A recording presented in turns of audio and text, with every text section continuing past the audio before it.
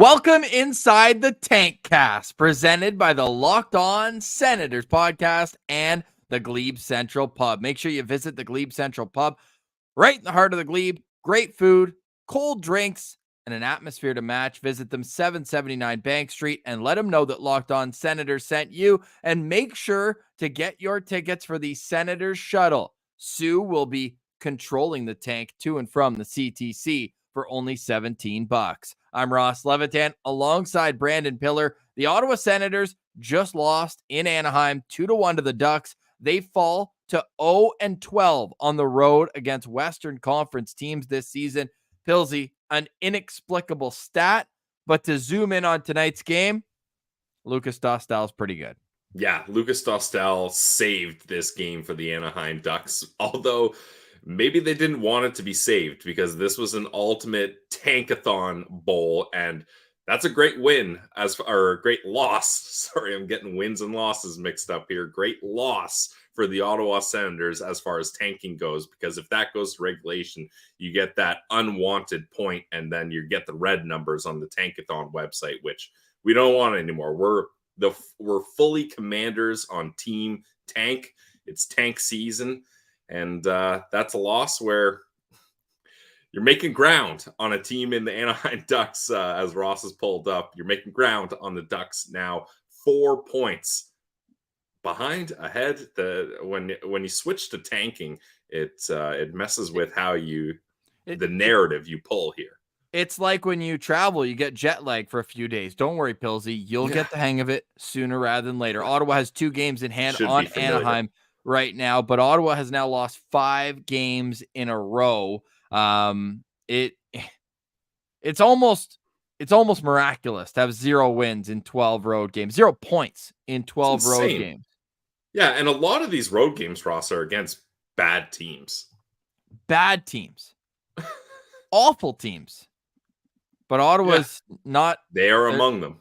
They are among them. Exactly. It's no better. So look, Steve Staios, and we've gotten all the trade talk we've needed today. So make sure that you can catch up on that as need be on YouTube, wherever you get your podcast. Thank you, Always Sends. We appreciate everyone for always being here. Our guy, Ali Dez, says, don't make us wait for the spins. We're going to do 3 spins at the start, 3 spins at the end, and we're in between about the spins. But we will talk about the game because there are some people that did not put themselves through a 10 o'clock start, understandably, that want to get caught up on the game here as we go into another day, another game. DJ Smith probably chuckling to himself as the LA Kings sitting in a playoff spot. He's the assistant coach there, Ottawa at LA tonight. Mark Mathot will be on the podcast on Thursday, and then this interview on Friday, I think people are really going to enjoy both of them. We chatted with Abby Murphy from the University of Minnesota, all time, and Vladimir Nikitin, who is all time. There's going to be some clips from that interview, some screenshots. He is a very cool guy. So we're looking forward to all that. But tonight, Pilsy, you say it best. We're submissive to the spins, man. You wanna spin this thing first? Ross, we are past being submissive to the spins. We are supporting. We're desperate for the spins. Point. Yeah, it's like me if I have a zin at a baseball game, the spins. We're doing the spins. You're having the full spins. Here you go. Yeah. Look at that. Boom. There we go. First overall. Let's go over, and it bumps down Columbus, so the Eastern team goes down. You love to see that. Here we go. Let's get some dubs in the chat right now. That's unreal. What a way to start it. I almost think that we should leave it at that. No? Why bother? Call Gary up. Everyone, CC Gary Bettman in this postcast. Side note, can you believe Gary Bettman put himself through that game tonight? Yeah, he looked bored out of his mind there. He's like, at least the weather's good. I almost want to leave the tank, just leave it up like this the whole show, and have us just tiny in the stuff. At least let's savor it a little more. Although, like, having first overall is a little bit stressful. Why? Well, obviously you're going to take Macklin, but like it's kind of nice being second and knowing like, okay, that's not an option anymore. Like, yeah, floor's open, floor's yours. The draft starts at 2. Yeah, essentially, honestly, I'm a big best player available right now. Zane Parrott first overall. Let's do it. I don't care. Macklin Celebrini is in a tier by himself at the very top. And people are asking, Gary Bettman does a visit to all 32 teams every year. And tonight he chose to be in Anaheim. So take that for what it's worth. Maybe he was trying to fill a seat because, man, there were some empty ones at the Honda Center. And we saw there's a tweet right before the game. There's a leak. Like, call that thing the Arrowhead Pond again. Yeah, that's I mean, hey, the Ducks, they want it a little bit warm and they want the pond going there, as a lot of the players are checked out, just like probably a lot of the Sens players are here. Oh, I love it. Shout out to Around Ontario. It says he's screenshotting and replacing his framed wedding photo in his living room with this tankathon spin. The wife right will here. love that. So Ottawa moves up 4 spots, first overall. Let's go. San Jose second. Chicago goes down 2 spots to 3. Unreal. All right, Pilsy.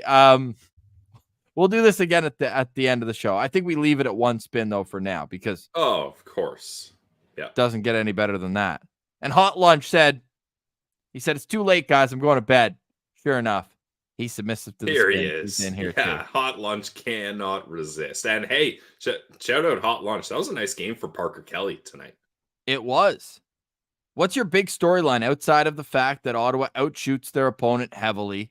The shots were 12-12, by the way, going into the third period. This was just a snooze of a game. Like, we're not only doing the tankathon just because it was a very high leverage game in that sense. If Anaheim's going to have any chance of catching Ottawa in the standings, they needed this regulation win, and they got it. But it was also just flat out a very boring game.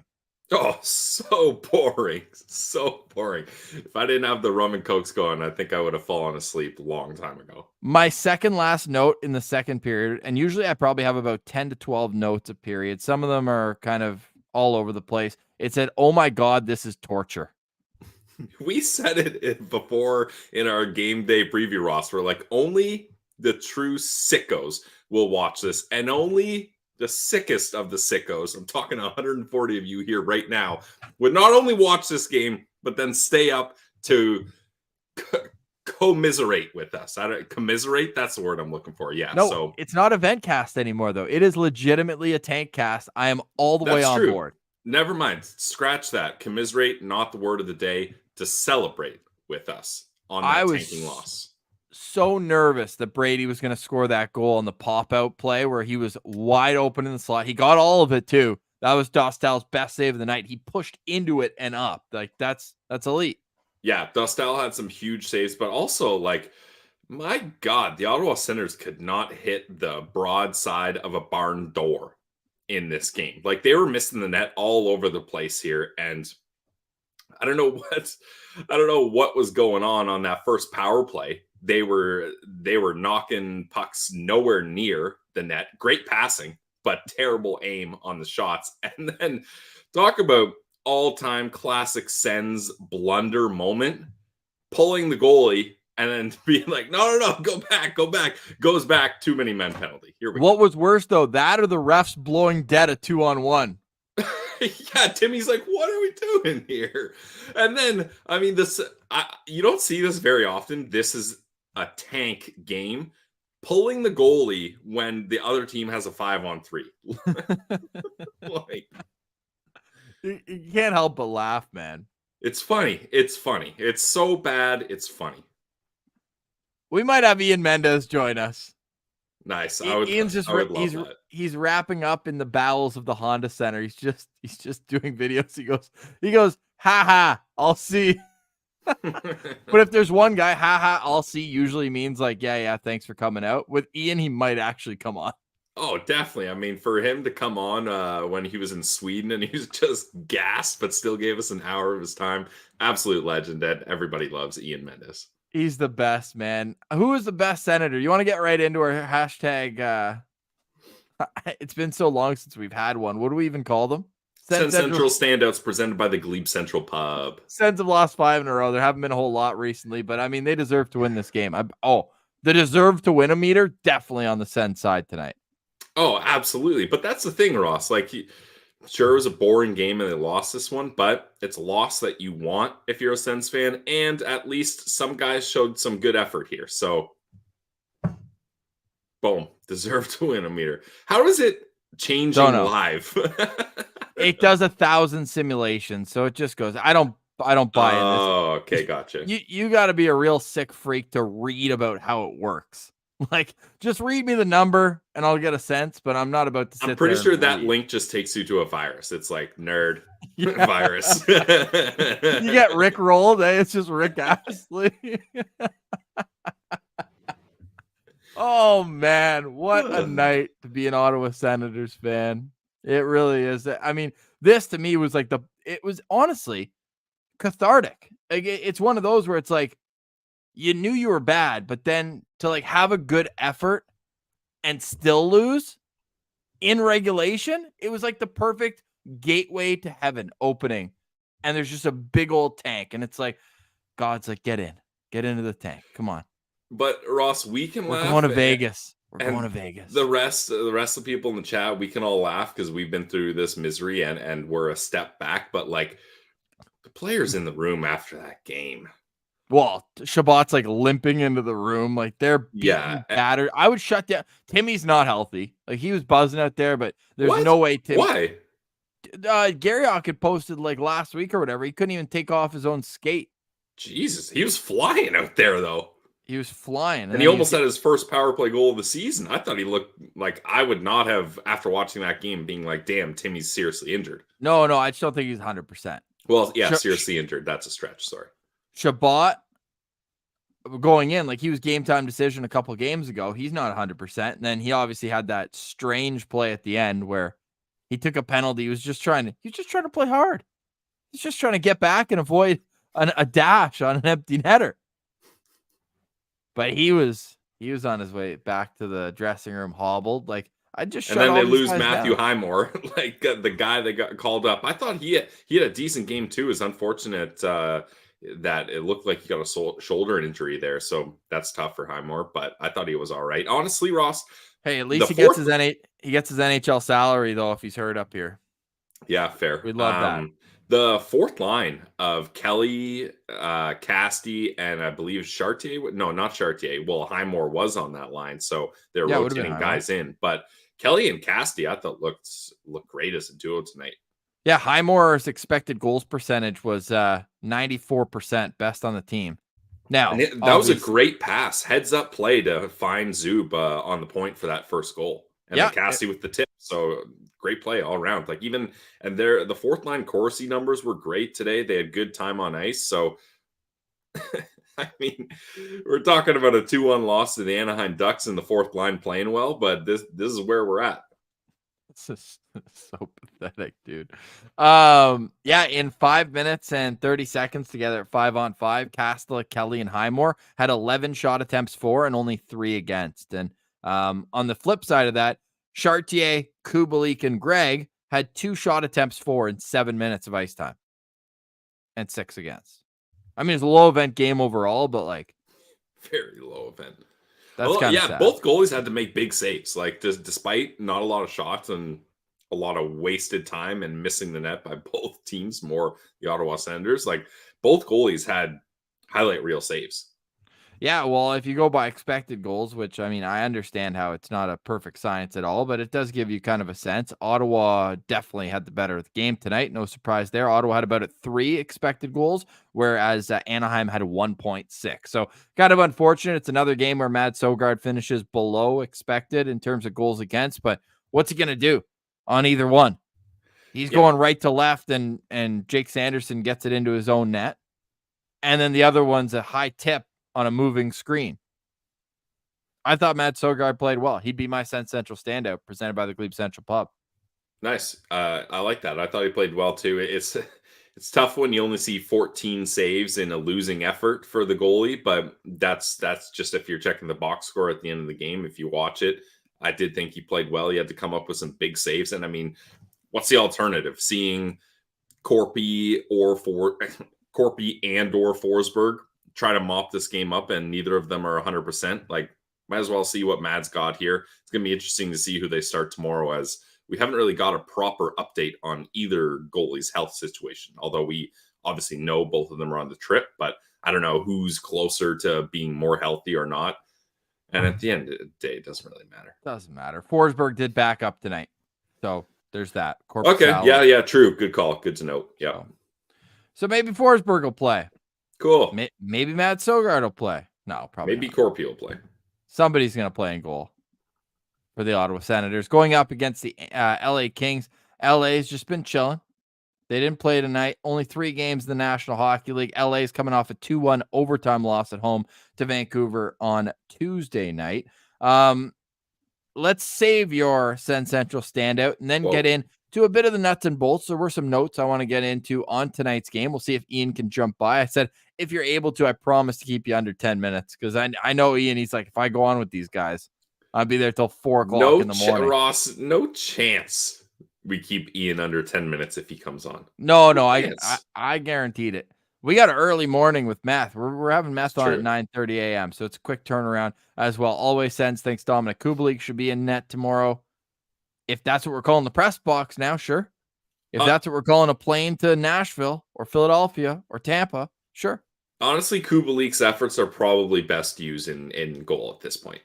Shout out to Alfie's mullet too. Send Central tank out is a good idea. Who contributed most to our lottery odds tonight? Let's have those conversations. Next, you're listening to Locked On Senators, and the Postcast is always brought to you by the Glebe Central Pub. Make sure you check out the Glebe Central Pub wherever you are in Ottawa. You're never too far from the Glebe Central Pub. Head there at 779 Bank Street. Let them know that Locked On Senators sent you. They've also got a great, I want to call it like a roulette almost, of different events, whether it's live music, trivia night, wing night, taco night. They've got always something going on at the Glebe Central Pub. They've got their beer of the day. They've got the Send Shuttle, $17 round trip to and from the CTC. Who drives the shuttle? I need the chat to remind me. Who drives the shuttle for $17 to and from the CTC? Oh, yeah. Sue will take you to and from the CTC. She'll do it great. Leave an hour, 15 minutes before the game, and then pick you up right after, bring you back to the Glebe Central Pub. The vibes are free at the GCP. You can go watch the games there. We know our friend Spud went for a road game. He got to see the game there. The vibes are always immaculate at the Glebe Central Pub. So go check out the Glebe Central Pub, 779 Bank Street, and let them know that Locked On Senators sent you. This episode is also brought to you by our friends over at Indeed. If you're drafting a fantasy team, you want to wish that you could do the same thing with your business team. Well, if you want to win and have a winning roster, you got to use Indeed. Indeed is the hiring platform where you can attract, interview, all in the same place. Don't spend hours on multiple job sites. Do it all with Indeed. You can find top talent fast with hiring tools like Indeed's Instant Match assessments and virtual interviews. As soon as you sponsor a post, you get a short list of quality candidates whose resumes on Indeed match your job description, and you can invite them to apply right away. Sit back, relax, let Indeed do the hard work for you. Join over 3 million businesses worldwide using Indeed to hire great talent fast. Indeed knows when you're growing your own business, you got to make every dollar count. That's why with Indeed, you only pay for quality applications that match your must-have job requirements. Visit Indeed.com/lockedon to start hiring now. Just go to Indeed.com/lockedon. Terms and conditions apply. Cost per application pricing not available for everyone. Need to hire? You need Indeed. Welcome back to the Postcast. No, the Tank Cast. The Tank Cast. On Locked On Senators, and Ian Mendez, we mentioned he was doing interviews. Well, Jacques Martin says that Ian's 100%. He's probably even better than that. The guy's in Newport Beach, hanging out, having a good time.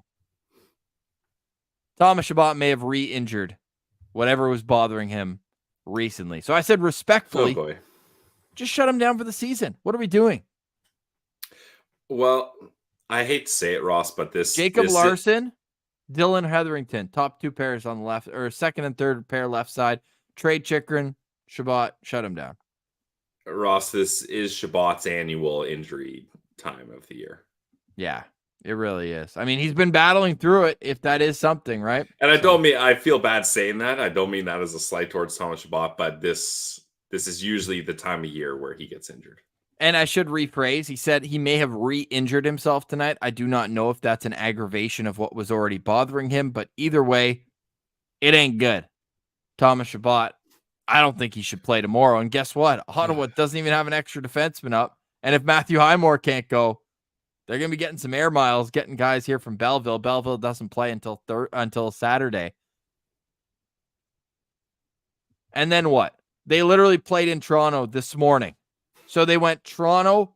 They took a bus to Belleville. Now somebody's going to have to turn around, take a bus to Toronto, and then fly 5 hours to LA and play tomorrow night. The wheels are falling off this team. Like they can't even dress a proper roster to play in games right now. Jarrett Anderson Dolan, though, is that the guy's name for the LA Kings? He's on waivers today. Like they should almost him up. Just claim him because he's there. Honestly, yeah. Like, yeah, no, that's actually legit. They should do that. Did you see what LA did with their other guy, Jacob Morvair? If I'm not saying that correctly. No. And yeah, JAD is a forward, but with Highmore out, they need a forward too. They need everything right now. Yeah, so they've got this Jacob Morvair guy. I probably mispronounced that, but I'm not too worried about it. They put him on waivers and then signed him to a 2-year extension. So basically, it's like, you want him, you got to commit to him for 3 years. Interesting move. Yeah, it is an interesting move by Rob Blake. But yeah, Ottawa needs warm bodies, and like right now. So yeah, that's where we're at. Who's your Sen Central standout tonight? I'm glad we got here. I mentioned it earlier, but I really do think that Parker Kelly had a great game. Ross, if you could, producer Ross, I'm putting you to the task here. Pull up the on Twitter the stat cards. Oh, you know the ones I'm talking about. Yeah, Oh, yeah, Parker Kelly had a good performance as far as the stat card goes, so kind of matched the eye test. I just thought he was a little water bug out there. Like when Parker Kelly's at his best, he's bouncing around, he's finishing his checks, and that embellishment call at the start of the game, he got elbowed in the face. Like, what do you expect him to do there? So I didn't like that call. I felt he didn't deserve that. So technically, he would have drawn a power play there. I think he drew a penalty later on in the game. Yeah, look at Parker. Parker Kelly is second on this list. If I'm Mark Kaslick, I'm printing this out, I'm laminating it, and I'm handing it to Jacques Martin and Daniel Alfredson the next day, because it's not very often that he comes out on top defensive stats or any stats under this coaching staff. So that's pretty good for him. And then Parker Kelly's right there. And then look, just like I said, that fourth line buzzing. Matthew Highmore also there. I mean, as far as my understanding, everything to the right of that line is all good offensively and no bad defensively. That's a nice little tidy piece of work for that fourth line. Yeah, certainly. On the other side of it, I mean, the pair of Thomas Chabot and Jacob Bernard Docker, not great. JVD couldn't get the puck out on what ended up being the game-winning goal. Just couldn't get it out. And then Chabot gets beat to the front of the net by Alex Killorn, who finishes it off. Also, Ross, I know we're a hashtag goalie-friendly show, but Matt, I didn't love the way Mads was playing the puck tonight. None of the Sens goalies can really play the puck, and Mads kind of put JBD in a weird spot there, and he had been messing around with reversing it behind the net and not reversing it all night. So I think the defensemen were on their toes a bit there, but nonetheless, if you're going to go for ringing the puck around the net clear, you got to put some oomph on it. And just while we're still on the stat cards here, I feel like every single night Jacob Chychrun has a lot both ways.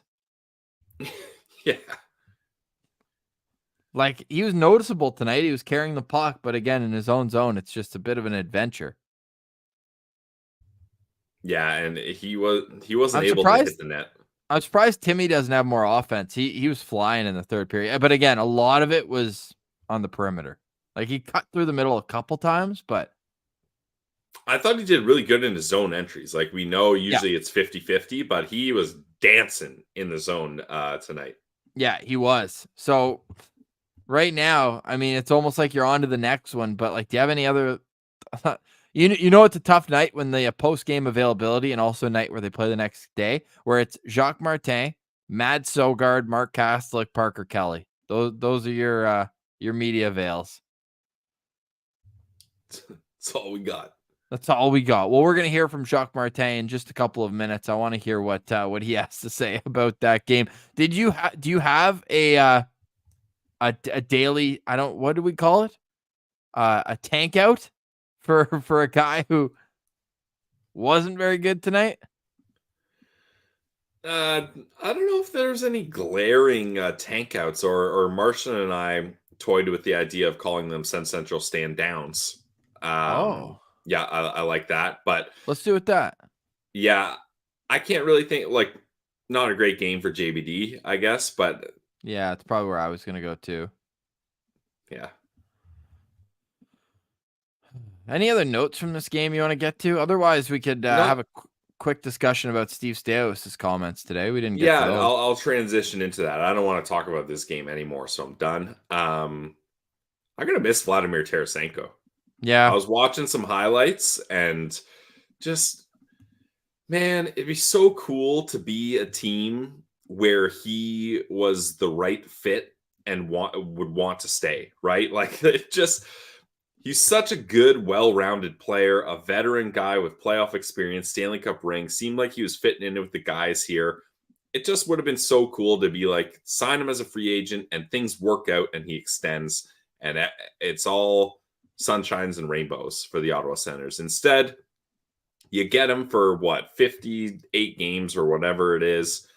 You trade him for the worst trade of the day on the deadline. And I think Buffalo might be worse, but that's just me. the Middlestat for Byram Yeah. trade is worse? Yeah, I think so. I don't think Bowen Byram's that good, and it's not a fit. How do you like fourth round conditional picks? not much. Yeah, no, that's easily the worst trade of the day. Middlestat's going to score 80 to 90 points next year with Which is Colorado. crazy because you were not a Middlestat guy for quite a while. No, Scotty, appreciate you. Thanks, but yeah, it was not a great trade. No, the Tarasenko return was worse, and I get the leverage thing and everything. Yeah, I get it. Ben knows. Byron. But I'm gonna miss it. My point being, I'm gonna miss Tarasenko, and it sucks. We thought we were on the other side of the cycle of great players, like keeping and acquiring great players rather than trading them away for pennies at the dollar. But we've come full circle, and we're back to trading away players we like. I don't like doing that. It's fun the first time when you're doing a full teardown and you're just hoarding picks and assets like a dragon sitting on a pile of gold, but then you can only do that for so long. No, and then you have to get to a point where you create a sustainable environment, sustainable way of living. And I think Steve Stais is trying to undo some of the issues that were here beforehand. If you really want to get, like, I don't know if delusion's the right word, but really get your hopes up, Vancouver's where to look. They were dead in the water. They looked awful. And now look at them. They traded a core piece, though, Bo Horvat, and they're better for it. So goaltending. They've got goaltending for sure, but there was a lot wrong with that team before. Yeah, definitely. I mean, look, we can laugh at ourselves. We did an episode with the Locked On Canuck guys, and we pushed back hard on them that the Ottawa Senators had a better core, and we're gonna be a better team this year. It's so laughable now. They've Shout out Locked On Canucks. Yeah, those guys are great. If they weren't great, they would be on us every single day, being like, "You said what?" Yeah, crazy. I think this, Ross, at least I'll speak for myself, has been our worst year for off-season takes, easily. Myself, big time. Oh, both of us. I think we're both going to learn from it, though. We're going to be better. We're going to rebuild our takes. We're going to learn. We have. But I'm gonna push the cautiously optimistic envelope this summer. I'm not going to be brash. Let's see what happens before we talk about being cautious and being optimistic. I will guarantee you this.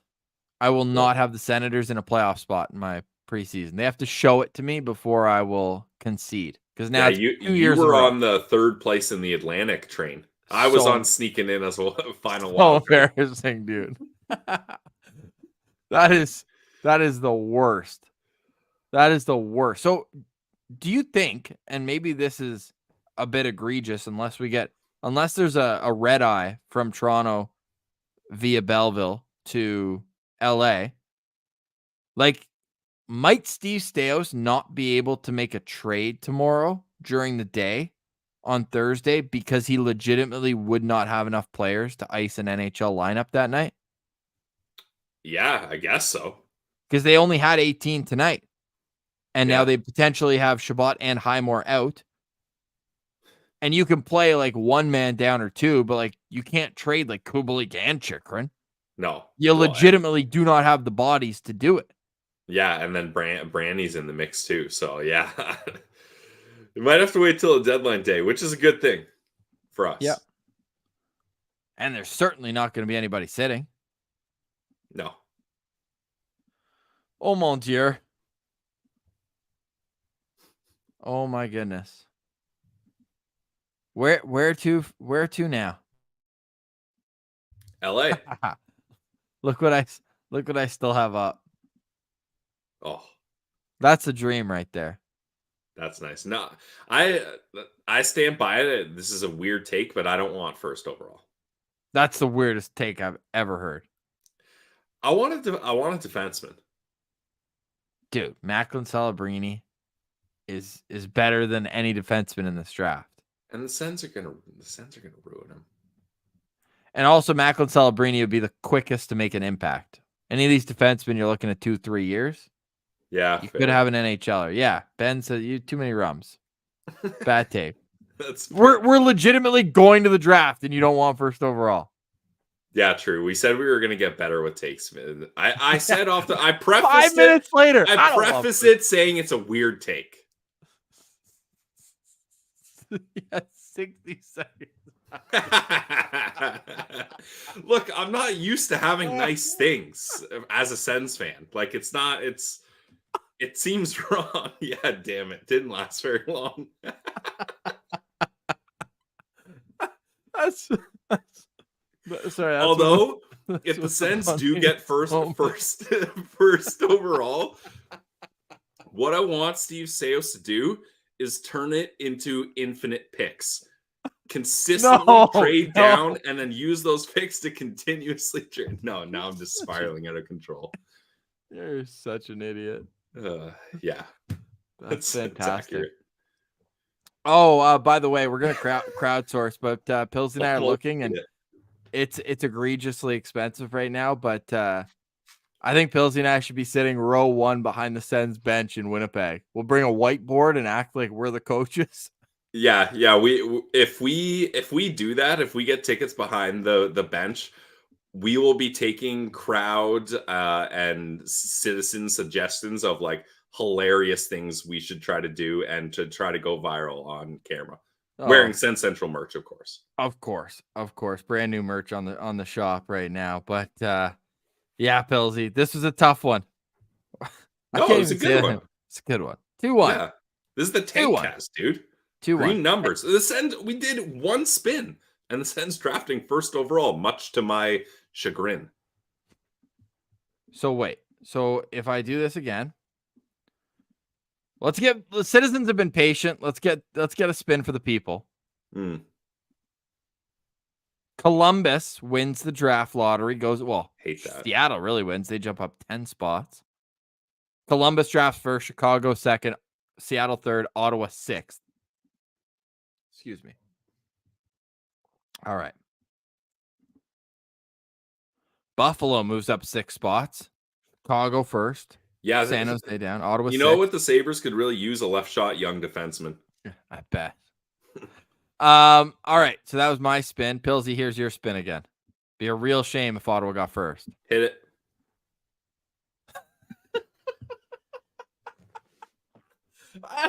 See, what you guys don't understand too is me saying I don't want the first overall pick guarantees that it happens. I'm the biggest mush alive on the planet. So if I put all my energy, I will do this.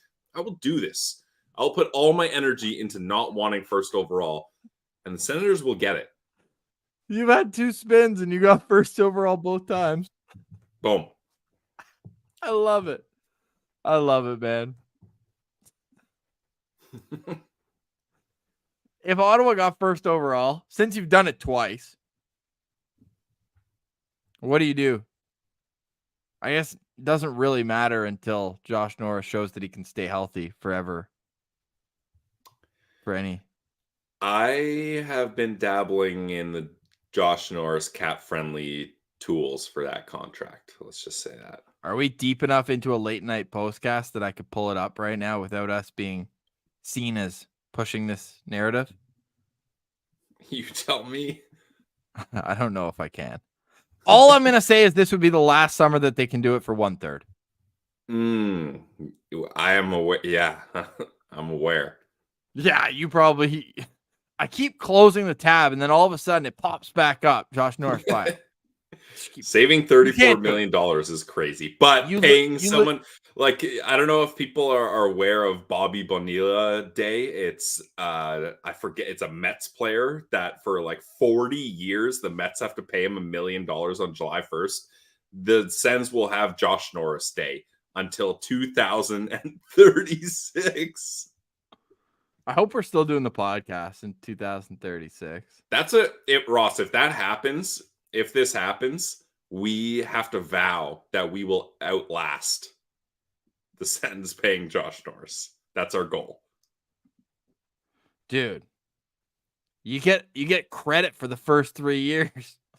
That's the thing too. So the Sens are making money off the Colin White and Josh Norris if they did it, those two buyouts next year. No, you can't do it. I mean, ultimately, if it continues like this, he ends up on LTIR and away you go. Hopefully he can stay healthy and score 40 goals. That'd be sick. But so, like the one they're doing this summer is Korpisalo. Yeah, but to eat it. But that buyout doesn't even save you that much money. It just gets rid of the problem. That's the most important thing. But if you're trying to build a playoff team, well, if you're trying to build a playoff team in the next 2 years, it's not the end of the world. It's $333K in the first year, not even half of what you're getting back for Colin White, and then it's $833 the next year, and then it gets a little precarious. Word of the day, precarious. After that, yeah, those are the two that I've dabbled in though. Yeah, precarious is not securely held or in position. Dangerous, likely to fall or collapse. Doesn't really work. Hey, we got JD here. Oh, our guy. Don't apologize, JD. Dude. This is a tank blessing right here. I'm sorry about Dostal for you. Let's get some TYs in the chat for JD. Thank you. JD, our guy from Locked On Ducks. Thank goodness the Ducks decided to wear their good jerseys tonight. Their normal ones with the duck webbed foot and the black and orange just are god awful, but the eggplant ones, they're nice. So you like to see that at least. I love to see it. I think they're one of the best goalies in the league.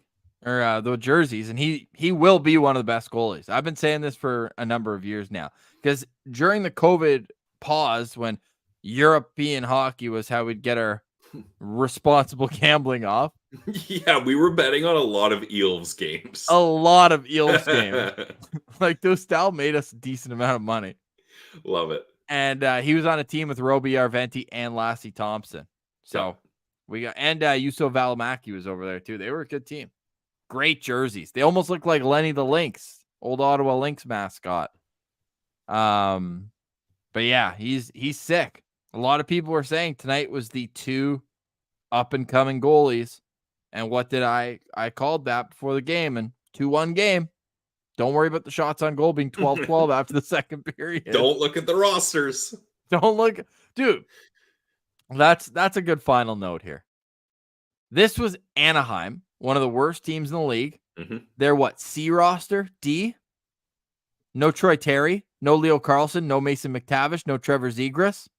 No Adam Henrique, no Sam Carrick. No Sam Carrick, yeah. No John Gibson. Yeah, it's insane. Like, Ross, we're trending towards, I want to go back and just pick a random day in March and look at Sens rosters and laugh. Like, I was looking at the Sens lineup card today, and I was thinking, in 3 years from now, we're going to look back and be like, look at this hilarious Sens roster. Like, Rourke Chartier, Matthew Highmore, Dominic Kubalik. Like, oh my God. Dominic Kubalik, respectfully, might go down as the worst player to ever put on an Ottawa Senators jersey for his cap hit? For his cap hit. I don't know. Mikhail Bodker. Nikita Zaitsev had some tough times. Yeah. But at least they were noticeable. Like, would you rather be Mikhail Bodker was not noticeable. Mikhail Bodker, 35 points his first year in Ottawa. Yeah, the first year. Yeah, and then he had 4 in 20. Yeah. Dude, 4 in 20 would be like quadruple Dominic Kubalik's output. And I'm pretty sure Scott Gomez. Scott Gomez, a good call. Yeah. Alfie Mullet. What were Scott Gomez's stats with Ottawa? That was embarrassing. Ian was saying in one of his recent articles that Kubalik's shooting percentage is actually higher this year than it was last year. Isn't that wild? Scott Gomez, 13 games, 150 minutes time on ice, 1 assist, no goals, 45% in the dot. But the vibes, that's a guy we got to get on the show, Ross. Like the storytelling of that guy is insane. Bill McCult, 0 goals. Yep. Key part of the trade. We all remember that. Gabranson. Great cross-checker in front of the net. You get cross-checked twice in the back. You don't like that. I was telling my buddy at the office the other day, Pierre Dorion quotes, and he 15 different times. He's like, no, he didn't actually say that. Dude, on our show, I brought this one up. Remember when he's like, yeah, I took a me trip to Vegas. I was at the same hotel as Edmonton and I tried to kidnap Connor McDavid. Yeah. Yeah, Dorian was a fun guy to chat with. And we were shooting the breeze with him at Dev Camp. What a Dude, guy. He's an awesome guy. Yeah. Probably not who I want managing the National Hockey League team that I care about. Yep. But really good guy, cool though. scout. Good guy. Yeah. Not a PR guy. There's PR Dorion and Pierre Dorion. I wonder what he's up to. I hope he's doing all right. Same. I wonder what he thinks about the Ottawa Senators. If anyone knows Pierre Dorion, please let him know. We'd love to chat with him. Because remember, when you're a recurring guest, you can't say no. You have to come on the show whenever. Yep. Got to finish the trilogy. Kieran mentions Oscar Lindberg. No, he's been on 3 times. Oh, yeah. Dev Camp. Never mind. Oscar Lindberg. I actually brought his name up today when I saw the return for Noah Hannafin. I said, there's this defenseman, I guess, from Vegas. And I said, oh, yeah? And they're like, the rest of the trade is unknown. I said, it's probably Oscar Lindberg in a second. Probably. Yikes. I was actually surprised by that. You think that affects the Chychrun situation? The Hannafin trade? The Hannafin trade. A first, a conditional third, and then a defenseman. Definitely. Although this defenseman's like 26 years old. He's like, time to make the jump. And I'd be interested in knowing what Tampa was putting on the table, because all eyes and all signs kind of pointed towards Hannafin signing in Tampa. So now that Hannafin's not there, maybe they get a little more excited about Chychrun. And Chychrun, Florida guy, he would probably love to be down there too. So maybe that's something that can work. Amazing. Mark says he saw Pierre Dorion a couple weeks ago at a grocery store in Nepean. Good. Still eating. All right. Yeah, still Good eating. This wasn't a Pierre Dorion quote, but somebody says Alex Burrows in there, and he scored 2 goals in his first game. I mean, what they think of the trade now. The Dorion quote, though, is he got hugs and high fives from his players when he traded for Burrows. Anyways, Steve Stais today. Go listen if you haven't heard his I wonder if he got hugs and high fives for the Tarasenko deal. Probably not. But at the same time, I listened to Steve Stais. I agreed it was an underwhelming return. You listen to Steve Stais, and I still have faith in this guy. I got to say, it's going to take some time. We can't judge him until the offseason is complete. Like, even the trade deadline isn't necessarily fair. The offseason is where we're going to see what direction he wants to take this team. Completely agree. And I want to ask Mark Mathot tomorrow where he sees this team going. Pilsy, any final thoughts before we pack it in for the evening? It's 1:30 a.m. Eastern, and at 9 a.m. we're recording with Mark Mathot. So we're doing a quick turnaround here. We'll see if there's any new trades to get into. Otherwise, we'll get into Math's thoughts, not only from a player perspective in the deadline and how it can affect the on-ice performance that you see, but also his thoughts on what's going on with the Sens. Yeah, always good to chat with Meth. Final thoughts for me is great tank loss. Congrats to the Sens. The numbers stay green. I'm 2 for 2 in first overall draft picks for the Ottawa Senators, so you love to see that. And thanks to all you sickos in the chat that watched this game and stayed up to hang out with us. You guys are the best. It really does mean a lot. Appreciate you as well, Scott, and always Sens throwing a couple nickels in the old guitar case. It always means a lot being here, and it is no longer a Vibecast or event cast. We are commanding the tank all the way to Vegas, where we will be boots on the ground for the 2024 NHL draft. We just got our tickets for the game in Minnesota. So any fans who are going to the Wild Sens game April 2nd, let us know. In Winnipeg as well on March 30th. It's going to be a great time to be boots on the ground. We are going to will these Western Conference wins, Pillsy. Because if they lose the next two, if they lose the next two, they will be 0-14-0 when they come to Winnipeg on March 30th. That's like our 12-0-1 record when we're boots on the ground together. An unstoppable force meets an immovable object. Yeah. All right, that's Brandon Piller. I'm Ross Levitan. I just want to see the word tank. And I know Pro Nick's in here.